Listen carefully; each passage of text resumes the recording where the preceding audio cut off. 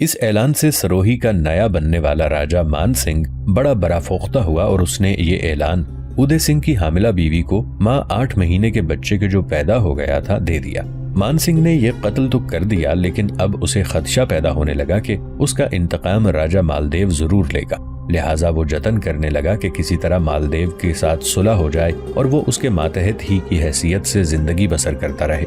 बहुत दूर धूप के बाद मान सिंह की कोशिशें रंग लाईं और मान सिंह ने अपनी लड़की ओंका की शादी राजा मालदेव के लड़के चंद्रसेन से कर दी। इस तरह सरोही भी एक तरह से राजा मालदेव की ही मातहती में आ गया। सरोही के बाद राजा मालदेव ने बीकानेर की तरफ तवज्जो की और उसे अपनी सल्तनत में शामिल करने का तहिया किया। राव मालदेव के अजदाद में से राजा जोधा के भाई राव बेका ने बीकानेर की सल्तनत की बुनियाद रखी। उस वक्त से बीकानेर का घराना जोधपुर रियासत के लिए एक कौमी बाजू साबित हुआ था और हर लड़ाई के मौके पर रियासत जोधपुर का साथ देता था। इन सारी जानिसारियों और वफादारियों को पसे पुश्त रखते हुए राजा मालदेव ने बीकानेर पर भी हमला किया और इसे भी अपनी सल्तनत में शामिल कर लिया। इस तरह शेरशाह सूरी और हुमायूं की जंगों से राजा मालदेव ने पूरा फायदा उठाया और उनकी मसरूफियत के दौरान उसने न सिर्फ अपनी सल्तनत को खूब वसी कर लिया था, बल्कि अपनी अस्करी ताकत और कुव्वत में भी बेहद इजाफा कर लिया था। अब वो अलल ऐलान शेरशाह सूरी से टकराने की हिम्मत और जुर्रत कर रहा था। जिन दिनों शेरशाह सूरी और ख्वास खान राजपूताना के राजा मालदेव के खिलाफ लश्कर कशी के लिए निकले थे, उन दिनों पंजाब की हालत भी दिगरगूं हो गई थी। पंजाब में शेरशाह सूरी ने हैबत खान न्याजी को वाली मुकर्रर किया था। कुछ अरसा तो पंजाब में अमनो सुकून रहा, फिर शोरिशें और बगावतें उठ खड़ी हुई। इन बगावतों का सबसे बड़ा सरगना फतेह खान जाट था। इस फतेह खान जाट ने लखी जंगल के तमाम इलाके को तबाह बर्बाद कर दिया। उसने लाहौर से दिल्ली तक के इलाके में इतनी अबतरी फैला रखी थी कि उसके जुल्म व तशद्दुद की शिकायतें मुतवातिर शेरशाह सूरी के पास पहुंचने लगी। शेरशाह सूरी ने फौरन हैबत खान को हुक्म दिया कि फतेह खान जाट की सरकूबी की जाए। फतेह खान जाट का सदर मुकाम कोट काबला था, जो सरहद के शिमाल में तकरीबन 7 मील आज के साहिवाल जिले में दीपालपुर के पुरानी सरकारी लखी जंगल में था। जंगल की हद शिमाल में कसूर से चंद मील दूर थी और जनूब मशरिक में यह जंगल बीकानेर तक चला गया था। इसलिए लाहौर और दिल्ली को जाने वाले तमाम मुसाफिर गालिबन इसी लखी जंगल में फतेह खान जाट का शिकार होते थे। फतेह खान को सैदो बलोचों की हिमायत हासिल थी। ये बलोच जंग जिले में चिन्योट से लेकर शोरकोट और रावी के किनारे तक फैले हुए थे। मुल्तान के डोडानियों ने इन पर हमला किया तो ये सैदो खानी बलोच लखी जंगल में जाकर फतेह खान जाट से मिल गए और कत्लो गारत गरी करने लगे। बाद में रिंद बलोचों का सरदार चक्रान भी उनसे आकर मिल गया। इस तरह इन 3 कुव्वतों ने मिलकर पंजाब में शोरिश और तबाही बर्बादी फैलाना शुरू कर दी थी। रिंद बलोचों का सदर मुकाम 7 गढ़ था। वो 7 कलों का एक मरकज था और लाहौर के जुनूब मगरिब में 65 मील पर वाक़े हालिया चक्रान के इलाके की दूसरी सरहद पर मशरिक में दीपालपुर तक फैली हुई थी, जो लाहौर और उसके तकरीबन वस्त में कदीम ब्यास के जुनूबी किनारों तक था। फतेह खान ने डोडानी, जो मुल्तान का फौजदार और शेरशाह सूरी का बाजगुजार था, वो खुद उच के बख्शू लंगाह के इलाकों में दस्तराजी करने में मसरूफ था। यूं पंजाब में एक तरह से गारतगरी और शोरिश का आलम था। बुलवाइयों से निमटने के लिए हैबत खान न्याजी ने अपने लश्कर के साथ लाहौर से कूच किया और बड़ी तेजी से बागियों की तरफ बढ़ा। हैबत खान इस तेजी और दफ्फतन घड़ी पहुंचा कि उसने बलोच सरदार चक्रान को एक तरह से हैरत में डाल दिया। चक्रान को जब हैबत खान न्याजी के आने की खबर मिली तो वो अपने साथी बलोचों के साथ उठ खड़ा हुआ। दरियाए सिंध को उसने उबूर किया और सिब्बी की तरफ भाग गया। हैबत खान न्याजी अपने लश्कर के साथ आगे बढ़ा और पाकपतन में जाकर उसने पड़ाव किया। अब हैबत खान न्याजी के एक तरफ मुल्तान का वाली फतेह खान डोडवानी बलोच था और दूसरी तरफ फतेह खान जाट था, जो गारतगरी किए हुए था। पाकपतन में हैबत खान न्याजी ने इसलिए पड़ाव किया कि फतेह खान जाट और फतेह खान डोडवानी कहीं आपस में सलाह मशवरा करके दोनों उसके खिलाफ मुत्तहिद ना हो जाएं। फतेह खान जाट को जब खबर हुई कि हैबत खान अपने लश्कर के साथ पाकपतन पहुंच गया है तो वो भाग खड़ा हुआ और एक किले में जाकर महसूर हुआ। हैबत खान न्याजी ने बढ़कर किले का मुहासरा कर लिया। सैदू बलोच भी फतेह खान जाट के साथ था। बिलाखिर दोनों को हैबत खान न्याजी की गिरफ्त से भाग जाना चाहा, लेकिन वो अपने साथियों समेत हैबत खान न्याजी के हाथों मारा गया। फतेह खान जाट का भी हैबत खान न्याजी ने खातिमा कर दिया था। इस तरह रिंद बलोचों के सरदार चक्रान, सैदू खान बलोच और फतेह खान को एक ही झटके में हैबत खान न्याजी ने खत्म करके पंजाब में अमनो अमान कायम कर दिया था। इसके बाद हैबत खान न्याजी महसूस करने लगा कि फतेह खान जाट, सैदू खान बलोच رند سردار چکران ملتان کے حاکم فتح خان ڈوڈانی کی شہ پر پنجاب کے اندر شورشیں برپا کرتے رہے ہیں، لہٰذا اس نے ملتان پر حملہ آور ہو کر فتح خان ڈوڈانی کو بدترین شکست دی اور ملتان پر قابض ہو گیا۔ ہیبت خان نیازی نے بڑی دلیری اور جرت مندی کا مظاہرہ کرتے ہوئے بہت جلد پورے پنجاب میں امن و امان بحال کر دیا تھا۔ پھر وہ پنجاب سے نکل کر سندھ پر حملہ آور ہوا اور شمالی سندھ کو بھی اس نے فتح کر کے پنجاب کی اپنی عملداری میں شامل کر لیا۔ راجپوتانہ کے راجہ مالدیو کو جب خبر ہوئی کہ شیر شاہ سوری اپنے جرار لشکر کے ساتھ بڑی تیزی سے اس پر حملہ آور ہونے کے لیے پیش قدمی کر رہا ہے تو وہ کسی قدر پریشان ضرور ہوا۔ وہ ایک طرح سے ضرور مطمئن تھا کہ راجستھان کے صحرا میں اس کے خیال کے مطابق شیر شاہ سوری اپنے لشکر کے ساتھ نہ تیزی سے پیش قدمی کر سکے گا نہ ہی زیادہ دیر وہاں قیام کر سکے گا، اس لیے کہ اسے کہیں سے خوراک کا سامان نہیں ملے گا، اور جب صحرا کے اندر مالدیو نے اس پر شبخون مارنے شروع کیے تو وہ خود بخود پسپا ہونے پر مجبور ہو جائے گا۔ تاہم پیش بندی کے طور پر راجہ مالدیو نے ایک بہت بڑا قدم اٹھایا۔ اس نے تیز رفتار قاصد سب سے پہلے ملو خان کی طرف بھجوائے جو مالوا کا حکمران تھا اور گجرات میں اس نے پناہ لے رکھی تھی۔ ملو خان کی طرف راجہ مالدیو نے پیغام بھجوایا کہ شیر شاہ سوری اس پر حملہ آور ہونے کے لیے پیش قدمی کر رہا ہے، اگر وہ اپنے لشکر کو ترتیب دے کر گجرات سے نکلے اور مالوا پر حملہ آور ہو جائے تو اس طرح دو کام ہو جائیں گے۔ پہلا یہ کہ مالدیو شیر شاہ سوری کے حملے سے بچ جائے گا اور دوسرا یہ کہ مالوا پر ملو خان یعنی قادر شاہ کا قبضہ ہو جائے گا۔ ایسا ہی پیغام راجپوتانہ کے راجہ مالدیو نے ناصر خان کی طرف بھجوایا۔ یہ شخص شیر شاہ سوری کا سخت مخالف تھا، اس کے پاس خاصا بڑا لشکر بھی تھا اور مالوا کے نواح میں سیونی کے قریب اس نے اپنے لشکر کے ساتھ پڑاؤ کر رکھا تھا اور شیر شاہ سوری کے خلاف اٹھ کھڑا ہونے کے لیے کسی مناسب وقت کی تلاش میں تھا۔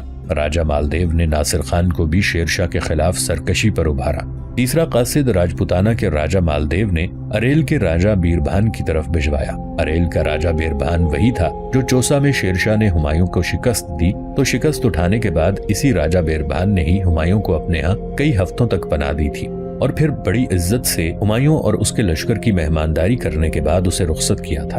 مالدیو نے جب تین اطراف میں یہ پیغام بھجوائے تو اس کا خاطر خواہ نتیجہ نکلا۔ ناصر خان نے سیونی کے مقام پر شیر شاہ سوری کے خلاف بغاوت کر دی اور مالوا کی طرف بڑھا۔ ادھر سے ملو خان نے بھی گجرات سے کوچ کیا، اس کے ساتھ بھی ایک بہت بڑا لشکر تھا اور وہ بھی مالوا پر قبضہ کرنے کے لیے پیش قدمی کر گیا۔ تیسری طرف اریل کا راجہ بیربھان بھی حرکت میں آیا اور مالوا کے راجہ کے کہنے پر اس نے اپنے اطراف و اکناف میں شیر شاہ سوری کے علاقوں میں لوٹ مار کرتے ہوئے تباہی اور بربادی کا کھیل کھیلنا شروع کر دیا۔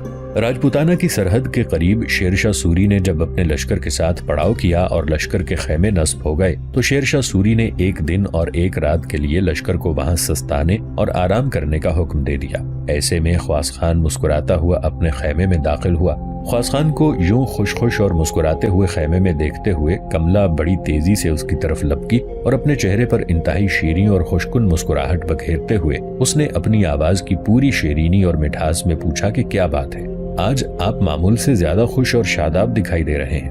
اس پر خواص خان نے ہلکا سا ایک کہکہا لگایا اور کہنے لگا، دیکھ کملا، اس سے پہلے میں کبھی تمہارے یا گنگا کے سامنے اپنی طبیعت میں کوئی خلفشار بھی پیدا ہونے دیا؟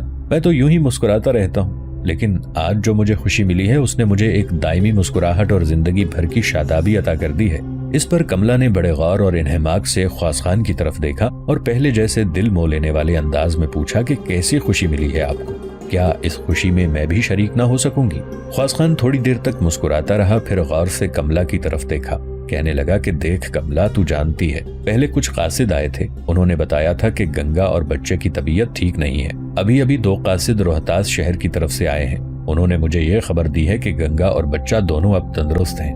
اب تم ہی بتاؤ، کیا میرے لیے یہ زندگی کی سب سے بڑی خوشی اور مسرت کی خبر نہیں ہے؟ خواص خان کے اس انکشاف پر کملا کے حسین اور پرجمال چہرے پر بھی زہد شکن مسکراہٹ نمودار ہوئی۔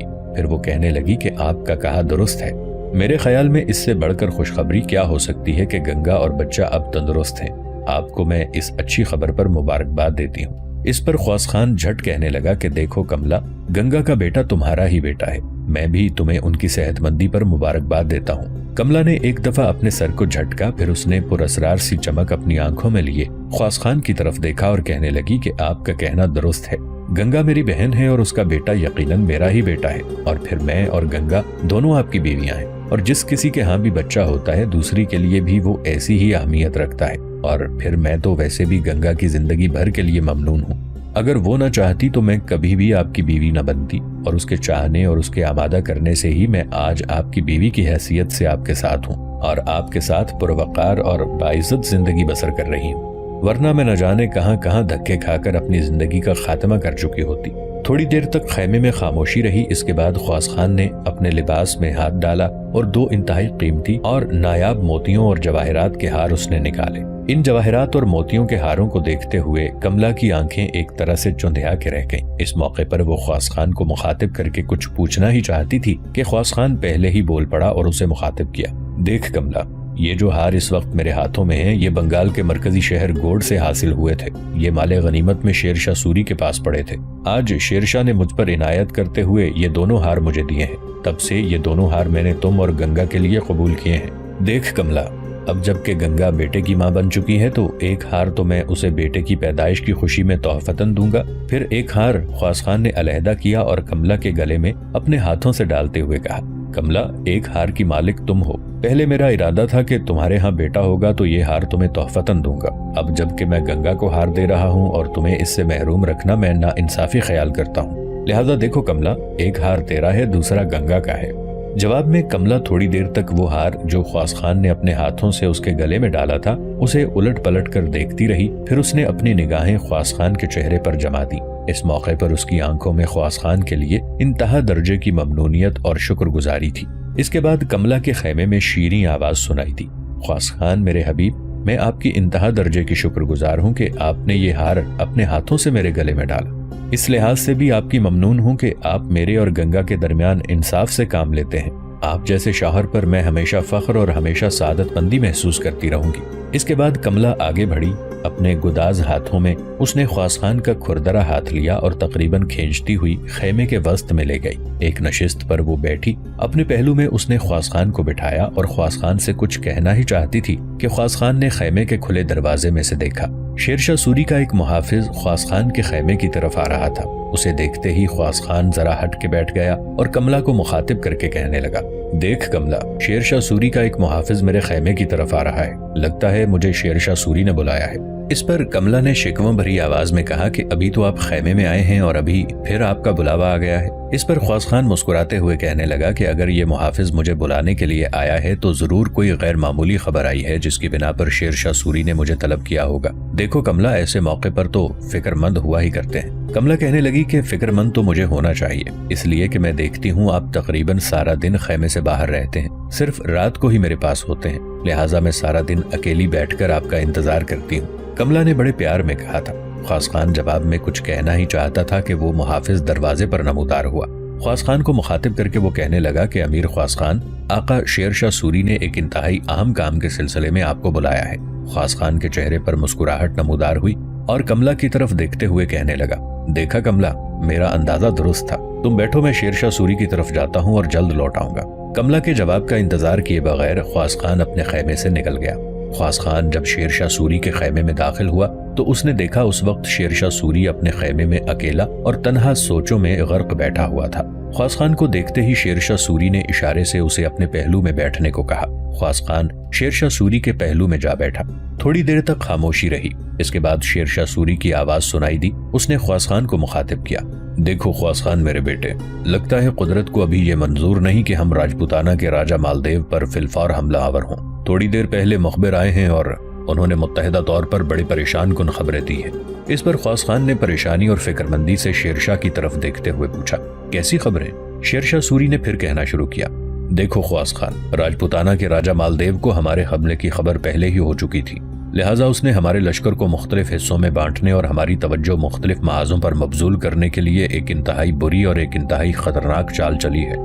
دیکھو خواص خان میرے بیٹے، اس وقت ہمیں مختلف سمتوں سے خطرات اٹھتے دکھائی دے رہے ہیں۔ وہ اس طرح کہ ملو خان یعنی قادر شاہ جو گجرات کی طرف بھاگ گیا تھا، ایک بہت بڑے لشکر کے ساتھ مالوا پر حملہ کرنے کے لیے پیش قدمی کر رہا ہے۔ ایک شخص ناصر خان سے جس نے ایک بہت بڑا لشکر تیار کر کے سیونی میں بغاوت کھڑی کر دی ہے۔ اس کے علاوہ اریل کا راجہ بیربان جسے کبھی ہمایوں کو ہمارے خلاف اپنے یہاں پناہ دی تھی، وہ بھی راجہ مالدیو کے کہنے پر ہمارے علاقوں میں حملہ آور ہو کر تباہی اور بربادی کا کھیل کھیلنے لگا ہے۔ شیر شاہ سوری کے اس انکشاف پر خواص خان نے تھوڑی دیر تک اپنی گردن جھکائے رکھی اور سوچتا رہا۔ پھر اس نے شیر شاہ سوری سے سوال کیا، ان حالات میں آپ کیا ارادہ رکھتے ہیں؟ شیرشاہ سوری نے غور سے خواص خان کی طرف دیکھا اور پوچھا، پہلے تم بتاؤ تم کیا چاہتے ہو؟ خواص خان نے تھوڑی دیر پھر سوچا، اس کے بعد اس نے کہنا شروع کیا، شیرشاہ میرے مہربان، جہاں تک میری رائے کا تعلق ہے تو میں یہ مشورہ دوں گا کہ فی الحال ہمیں راجپوتانہ پر حملے کو ملتوی کر دینا چاہیے۔ راجپوتانہ کے ریگستان میں راجہ مالدیو کے ساتھ ہماری جنگ طول بھی پکڑ سکتی ہے۔ ریگستان کی جنگ میں ہمیں طرح طرح کے مصائب اور دشواریوں کا بھی سامنا کرنا پڑے گا، اور اگر ہمارے اندرونی حالات درست نہ ہوئے تو راجپوتانہ کی جنگ میں ہمیں رسد اور کمک ملنے کی بھی امید کم ہی رہے گی۔ لہٰذا میرا مشورہ، میری رائے یہ ہے کہ پہلے باغیوں کی سرگوبی کرنی چاہیے، اس کے بعد اطمینان اور یکسوئی کے ساتھ راجپوتانہ کے راجہ مالدیو کے خلاف حرکت میں آنا چاہیے۔ خواص خان کے اس جواب پر شیرشاہ سوری کے لبوں پر خوشگوار مسکراہٹ نمودار ہوئی۔ خواص خان میرے بیٹے، تیرا کہنا درست ہے، قسم خداوند دو عالم کی، تیری تدبیر میرے ارادوں سے منطبق ہوتی ہے۔ میں بھی یہی چاہتا ہوں کہ پہلے باغیوں کی سرگوبی کی جائے، اس کے بعد ہمیں راجپوتانہ کے راجہ مالدیو پر حملہ آور ہونا چاہیے۔ میرے بیٹے، ان باغیوں کی سرکوبی کے لیے میرے ذہن میں ایک تدبیر ہے، اور مجھے امید ہے کہ تم میری اس تجویز سے اتفاق کرو گے۔ خواص خان نے جھٹ کہا، کہیے۔ شیرشاہ سوری کچھ کہنے ہی والا تھا کہ خواص خان پھر بول پڑا، شیرشاہ میرے مہربان، میرے ذہن میں ایک اور بات بھی آتی ہے، اور جو تجویز آپ نے سوچ رکھی ہے اس پر عمل کرنے سے پہلے مجھے وہ بات کہہ لینے دیجیے۔ میرے خیال میں جو مخبر آپ کے پاس ان بغاوتوں کی خبر لے کر آئے ہیں وہ بھی ایک دشمن کی غلطی کو فراموش کر گئے ہیں، جو مستقبل میں ہمارے لیے انتہائی خطرناک ثابت ہو سکتا ہے۔ اس پر شیرشاہ سوری نے چونک کر پوچھا کہ خواص خان، تمہارا اشارہ کس جانب ہے؟ خواص خان نے جھٹ جواب دیا، شیرشاہ میرے محترم، میرا اشارہ چندریری اور رائے سین کے راجہ پورن مل کی طرف ہے۔ اگر راجپوتانہ کا راجہ مالدیو ناصر خان، کلو خان اور اریل کے راجہ بیربان کو ہمارے خلاف اکسا کر بغاوت اور سرکشی پر آمادہ کر سکتا ہے، تو کیا چندریری اور رائے سین کے راجہ پورن مل کی طرف اس نے ایسا پیغام نہ بھیجا ہوگا؟ ضرور بھیجا ہوگا، لیکن ہمارے جاسوسوں نے شاید اس کے متعلق کوئی خبر حاصل نہیں کی۔ شیرشاہ میرے محترم، کوئی آخری فیصلہ کرنے سے پہلے ناصر خان، ملو خان اور بیربان کی طرح چندریری اور رائے سین کے راجہ پورن مل کو بھی دھیان میں رکھیے گا۔ کچھ دیر خاموش رہ کر شیرشاہ سوری نے کچھ سوچا، پھر خواص خان کی طرف اس نے توصیفی انداز میں دیکھا۔ خواص خان میرے بیٹے، تمہارا اندازہ بالکل درست ہے۔ جو اندیشے تم نے ظاہر کیے ہیں وہ حقیقت بن کر ہمارے سامنے آ سکتے ہیں۔ چندریری اور رائے سین، راجہ پورن مل، ناصر خان، ملو خان اور راجہ بیربان تینوں سے زیادہ خطرناک ثابت ہو سکتا ہے۔ لہٰذا جب ہم دوسری سرکش قوتوں کے خلاف عمل پیرا ہوں، وہاں ہمیں راجہ پورن مل پر بھی نگاہ رکھنی ہوگی۔ سنو خواص خان، جو لاہ عمل میں اپنانا چاہتا ہوں وہ یہ ہے کہ جو لشکر اس وقت میرے اور تمہارے ساتھ ہے، اسے دو حصوں میں تقسیم کر دیا جائے، آدھا تمہارے پاس رہے، آدھا میرے پاس۔ میں اپنے حصے کے لشکر کے ساتھ اسی جگہ قیام کروں گا جہاں میں نے اس وقت پڑاؤ کر رکھا ہے، جبکہ تم اپنے حصے کے لشکر کے ساتھ اریل کے راجہ بیربان کی طرف روانہ ہو جاؤ اور اس کی سرکوبی کرو۔ اس کے علاوہ تم جانتے ہو کہ حاجی خان بٹنی اور شجاعت خان نے مالوا ہی میں قیام کر رکھا ہے۔ میں یہ چاہتا ہوں کہ حاجی خان بٹنی ملو خان کی راہ روکے، جبکہ شجاعت خان ناصر خان کی بغاوت کو کچلنے کے لیے پیش قدمی کرے۔ اس طرح میں یہیں پڑاؤ کیے رکھوں گا جہاں اس وقت ہم نے قیام کیا ہوا ہے۔ اگر ان بغاوتوں کو فرو کرنے کے دوران راجپوتانہ کا راجہ مالدیو ملو خان یا ناصر خان کی مدد کو جاتا ہے تو میں اس کی راہ میں حائل ہو جاؤں گا اور اس سے ٹکرا کر اسے پسپا کرنے کی کوشش کروں گا۔ دیکھ خواص خان میرے بیٹے، اگر اب بغاوتوں کے دوران چندریری اور رائے سین کے راجہ پورن مل نے بھی حصہ لینے کی کوشش کی تو بھی میں اپنے لشکر کے ساتھ مالوا کا رخ کروں گا، اور تم بھی بیربان کے راجہ سے نمٹنے کے بعد مالوا ہی کی طرف آ جانا۔ اس طرح ہمارے باغیوں کا صفایا کرنے کے بعد اپنے متحدہ لشکر کے ساتھ ہم راجپوتانہ کے راجہ مالدیو پر حملہ آور ہوں گے۔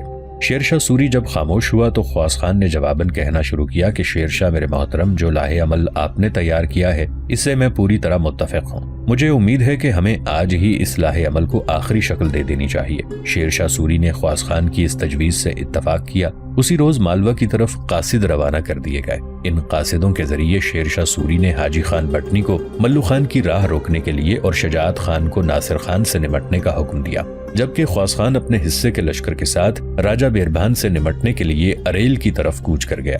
شیرشاہ سوری کا حکم ملتے ہی سب سے پہلے شجاعت خان ناصر خان سے ٹکرانے کے لیے آگے بڑھا۔ ناصر خان کو بھی خبر ہو گئی تھی کہ شیرشاہ سوری کا حکم پا کر شجاعت خان اس پر حملہ کرنے کے لیے پیش قدمی کر چکا ہے، لہٰذا وہ بھی اپنے ٹھکانے سے رخصت ہوا اور اپنے لشکر کے ساتھ وہ نیل گڑھ کے مقام پر آ کر خیمہ زن ہو گیا۔ اسی راستے سے شجاعت خان بھی اس کی طرف پیش قدمی کر رہا تھا۔ جلد ہی شجاعت خان بھی نیل گڑھ پہنچ گیا اور اس کے پہنچتے ہی دونوں لشکر ایک دوسرے سے ٹکرا گئے تھے۔ ناصر خان چونکہ نیل گڑھ کے مقام پر پہلے ہی خیمہ زن ہو چکا تھا، لہٰذا اس کے لشکری اچھا خاصا سستا چکے تھے، اور جب شجاعت خان اپنے لشکر کے ساتھ وہاں پہنچا تو اس پر فوقیت حاصل کرنے کے لیے اس کے وہاں پہنچتے ہی ناصر خان اپنے لشکر کے ساتھ ابر باد کے مسلسل خیرام